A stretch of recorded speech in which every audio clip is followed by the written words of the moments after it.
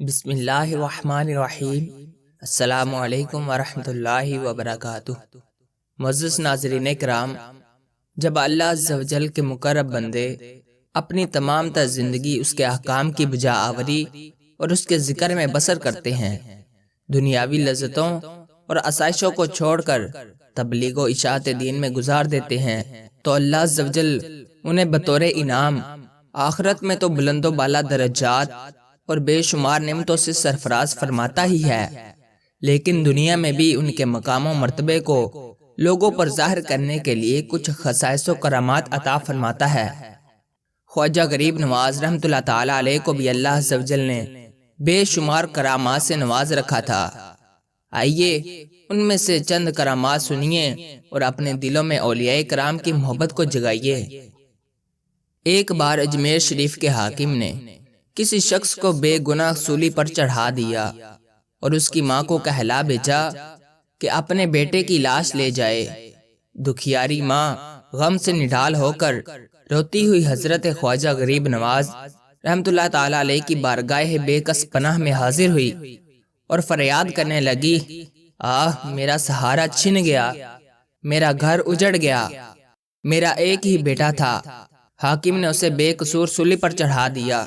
یہ سن کر آپ رحمۃ اللہ علیہ جلال میں آ گئے اور فرمایا، مجھے اس کی لاش کے پاس لے چلو۔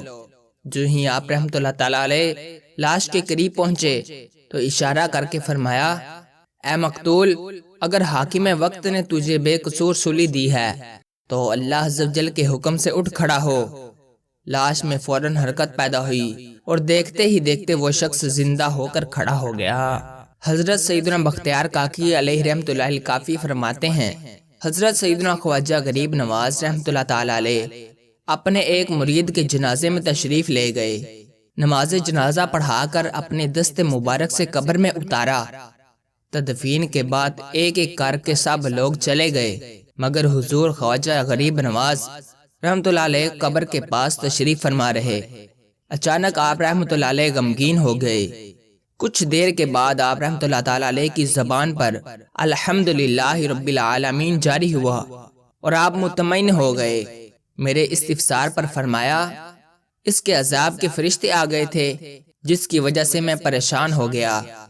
اتنے میں میرے مرشد گرامی حضرت سیدنا خواجہ عثمان ہارونی علیہ رحمۃ اللہ الغنی تشریف لائے اور فرشتوں سے کہا، یہ بندہ میرے مرید معین الدین کا مرید ہے، اس کو چھوڑ دو۔ فرشتوں نے کہا، یہ بہت ہی گناہگار شخص تھا۔ یکایک غیب سے آواز آئی، اے فرشتوں، ہم نے عثمان ہارونی کے صدقے معین الدین چشتی کے مرید کو بخش دیا۔ اسی طرح بیان کیا جاتا ہے، حضور خواجہ غریب نواز رحمۃ اللہ تعالی علیہ کے چند مرید ایک بار اجمیر شریف کے مشہور تالاب انا ساگر پر غسل کرنے گئے تو کافروں نے شور مچا دیا کہ یہ مسلمان ہمارے تالاب کو ناپاک کر رہے ہیں۔ چنانچہ وہ حضرات لوٹے اور سارا ماجرا خواجہ غریب نواز رحمۃ اللہ تعالی علیہ کی خدمت میں عرض کر دیا۔ آپ رحمۃ اللہ تعالی علیہ نے ایک خادم کو چھاگل پانی رکھنے کا مٹی کا برتن دیتے ہوئے ارشاد فرمایا، اس میں تالاب کا پانی بھر لاؤ۔ خادم نے جو ہی پانی بھرنے کے لیے چھاگل تالاب میں ڈالا تو اس کا سارا پانی چھاگل میں آ گیا۔ لوگ پانی نہ ملنے پر بے قرار ہو گئے اور آپ رحمۃ اللہ تعالی علیہ کی خدمت سراپا کرامت میں حاضر ہو کر فریاد کرنے لگے۔ چنانچہ آپ رحمۃ اللہ تعالی علیہ نے خادم کو حکم دیا کہ جاؤ اور پانی واپس تالاب میں انڈیل دو۔ خادم نے حکم کی تعمیل کی تو انا ساگر پھر سے پانی سے لبریز ہو گیا۔ اسی طرح بیان کیا جاتا ہے، آپ رحمۃ اللہ تعالی علیہ کا ایک مرید راجہ کے ہاں ملازم تھا۔ راجہ کو جب اپنے اس ملازم کے اسلام لانے کی خبر ہوئی تو اس پر ظلم کرنے لگا۔